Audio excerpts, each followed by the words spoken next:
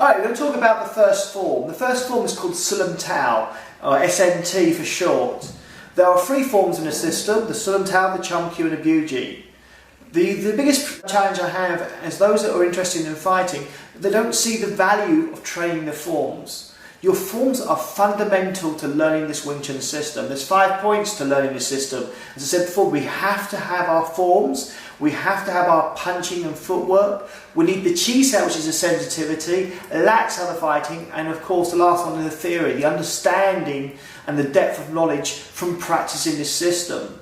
So let's go back to the SNT, the Sulam Tao, the first form. It actually translates as little idea. It's your ABCs. It gives you the basic you need for the Wing Chun system.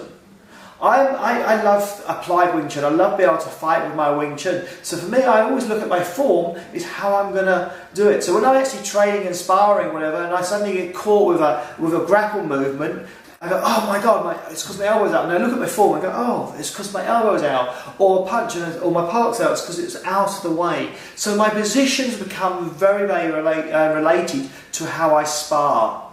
Otherwise, what's the point of the forms? But the forms will give you your ABCs. But it's just like the alphabet compared to Japanese who have katas, where they do sequence of movement and if they're fighting someone, so they have many forms of katas. While in Wing Chun we only have 3 forms, because it's our ABC, it gives you position of the movement. That's what we do, we start with just knowing your ABC, so the A doesn't make B, B, C, D, so one movement doesn't link to the next movement. So when we train the form, especially at the beginning, you need to be able to do it slowly. Really, really important, the positions. However, when you're doing a demonstration or you're sending me a video of your form, then you do it a lot faster. But at home, you don't have to go through one at a time. You can work on your weakness. So if I get caught with a technique and I go, oh yes, it's because my guard sail's out, then I practice just the guard sail section of the form. I look at my positions, look at my angle, and from then what happens. Because what generally happens when you start sparring, you become under stress. And when you're under stress, your performance goes down and then your mistakes magnify. So being aware that your forms link with the lats out of the sparring, then you'll find that you associate and you have more value in your training. Do I still train my forms most days? No. Do I train my forms? Yes. And especially when I'm doing a lot of sparring, a lot of training, do I relate to my forms every single day? If I'm teaching a class, always.